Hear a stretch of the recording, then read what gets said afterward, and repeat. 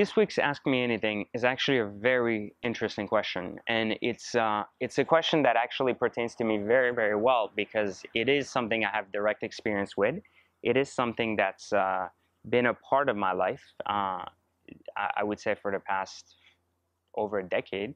And the question is, does having a luxury or exotic car help you be more successful in business? And it's a very good question because there's a very fine balance between what your needs are and what your wants are, right? Everybody wants a nice car, but does it really help in getting more business? And does it really help in creating better connections? And my answer to that is twofold. The first fold is that yes, it does help in creating better connections. It does help with kind of getting your foot in the door in some cases where someone would have dismissed you, but it can quickly also backfire on you if not used correctly. What I mean by that is there is a limit to what is a good looking car, right? Like there's a limit to what is very good looking. And I've learned through my years of experience that, like driving a Mercedes CLS AMG will do more for you in business than driving a Lamborghini. And what I mean by that is it really depends on the person, it really depends on the context of the meeting, but there's as much as there's a positive quotation with being successful, there's also kind of a look down upon people who show it off in that sense. And while you may be like, well, I'm successful, I want to show it off, the next person in the business meeting you're going to may not feel that way. So having a very nice car, like such as a very nice AMG M-Power or something of the sort, not customized even, like a factory S63 AMG or something, will definitely help improve your presentation, your business approach, and will enable you to get a voice. I mean, remember all the things we talk about in third circle theory, that your voice, because society is dictated by money and money plays such a high role in society, it's very important to remember that money is the foundation for which people decide if you're successful or not, in society anyways. So when people make that conscious decision to choose you to be successful or not, they do so because of the amount of money you have. And the perception often is that people with money have nice cars. So this mix between, having nice cars, having money, and so on and so forth comes with the idea that society will portray you as more successful and will give you an opportunity to have a voice in a meeting or through a conversation.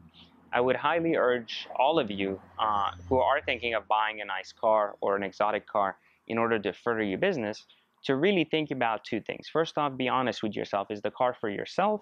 Or is it really for the business? Are you really doing it because you think you'll get business out of it? Or are you doing it because you genuinely love cars and you wanted that car? Either ways, it's okay, but just be honest about it. That way you can make sure that the car serves its purpose. If the purpose of the car was never to help you in business, then why select a car that is only good for business, right? When you can select the car you'll enjoy most. And if the car is for business, then why overpay for something so expensive as a Lamborghini or Ferrari when you clearly don't need it to have the same effect? So in my personal life, has it helped me? Yes, it has helped me even back when I didn't have that much money. However, it has also helped me in the sense that I was in a lifestyle-driven business.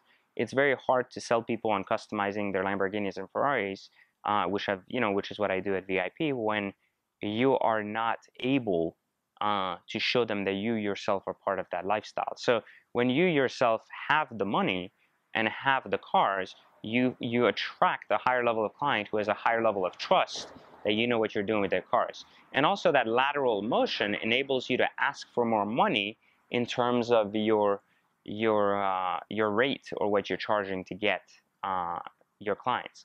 So, it really depends on what it is. If you're in the lifestyle business, I think it definitely helps. If you're in other businesses, it really depends what business.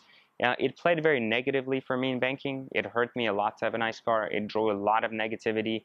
It drew a lot of hatred, and it drew a lot of, even from my superiors, like the CEO of our company, thought I was a total dick for like parking in a handicap spot with a Ferrari convertible. But, the whole thing was, it's all about image, and the image you portray is ultimately the image people are going to see, even if it's not the real one. So you have to be careful. You have to understand the context of what you're asking, and you have to understand the context of which you're delivering that image and to whom. So, that's why I like having multiple cars. Depending on where I'm going, who I'm meeting with, I'm going to take a different car to portray a different image or to create the right result, especially if it's in business. You'd be surprised how many more times in business I've driven kind of an average nice car rather than a crazy exotic or something else, just to kind of ease the person into letting them know that cars for me are a hobby and not necessarily a way of showing off, so that later when they were bound, because this was going to be a long-term relationship, when they were going to be bound to see some of these other cars, they would then be able to kind of comprehend that it's not a show-off move, but rather kind of what I'm about as a person. So the same can be said for you. Definitely think about this question in the personal sense, and be honest in your self-reflection. As I teach in third circle theory, our image of ourselves is very different than the image the world has of us, and ensuring that the two are aligned is ultimately the key to success. So, how you guys doing?